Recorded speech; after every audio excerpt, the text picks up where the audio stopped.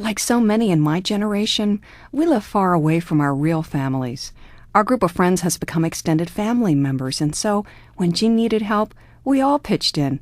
But it seemed logical to me, and I guess to the rest of our circle of friends, that I should be the coordinator of our caregiving efforts, so to speak, because I'm an oncology nurse and live near Jean.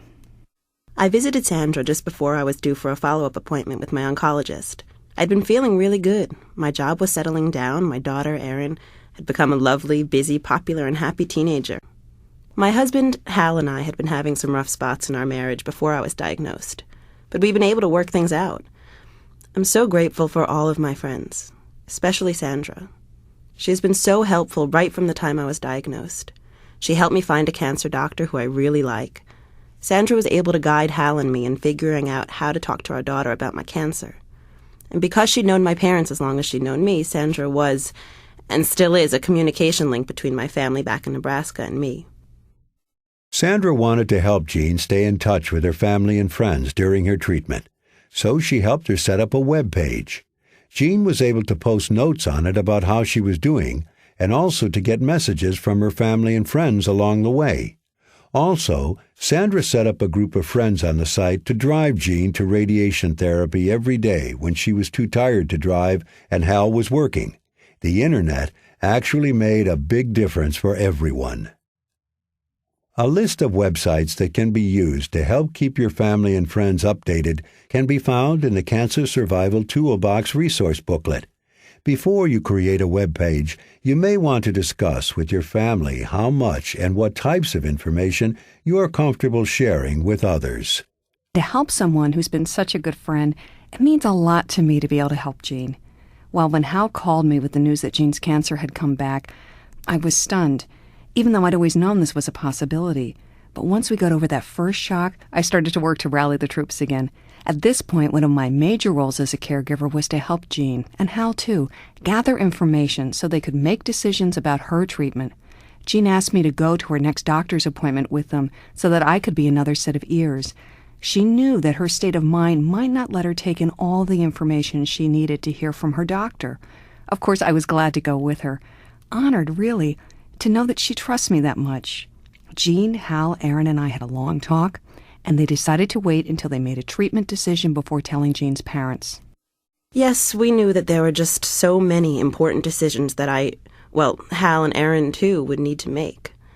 I really thought then and still think that involving my mother and father at that stage of things would have just complicated our decision-making process. Plus, I just didn't want to have to worry about them then. I knew this news would upset them a lot. Looking back, it seems like that turned out to be the right decision. It seems like no matter how old we get, our parents will always be parents. At first, it was hard for Jean's parents to see any of us as adults, instead of the teenagers we were when we first became friends. But eventually, Jean's parents came to see and even admire, I think, the mature way everyone pitched in to help their daughter. We all became sort of like teammates fighting to win, whatever way was best for Jean. I think the decisions that had to be made involved a lot more issues than Jean, Hal, or their families ever imagined. Of course, the first decision involved the kind of treatment Jean should have. Very early on, she was leaning toward being in a clinical trial, but Hal wasn't so sure. We spent many hours talking about the pros and cons, weighing the risks and benefits of all the treatment options Jean's doctors presented to us. Well, almost every cancer survivor I've met says that once you have cancer, you are never the same. And that sometimes after cancer, they were stronger, better now than before they had cancer. I think this is what happened to me. My cancer diagnosis reminded me in no uncertain terms that I'm not going to live forever. I had also decided that I wouldn't let the cancer rule my life. I knew that if I let things get me down, I'd run the risk of spoiling the time I do have. But knowing that I am mortal, that someday I'll die, pushed me to get my affairs in order and make sure that my family would be okay. First of all, I updated my will. I had a lawyer help me complete what they call an advance directive. That's a legal form where I put down on paper what choices I would make if certain situations come up. The advance directive will make it possible for Hal and my doctors to follow my wishes, even though I may not be able to speak for myself at the time the treatment decisions need to be made. Filling out this form helped us talk through all the complex issues of what I want to happen if my time to die comes sooner rather than later. Hal and I found an accountant to help us work out some financial issues and ways to make sure that Erin can go to college, even if it's some sort of loan program. We asked a lawyer about viatical settlements, or I would sell my life insurance policy to a company to get my life insurance money now. This doesn't seem necessary at the moment, but we know the option of a viatical settlement is there if we want to consider it later on. Having all of these discussions behind me was a big relief, and it let my family and me focus on getting through this. Being clear on what I really want helped my family, Sandra, and the rest of my caregivers by taking a lot of the uncertainty out of the future.